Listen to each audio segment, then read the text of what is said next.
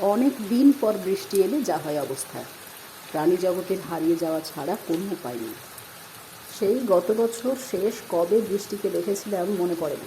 এতগুলো মাস পর আবার বৃষ্টিকে দেখতে পাচ্ছি, তাই দু চোখ মেলে দেখা ছাড়া আর কোনো উপায় নেই।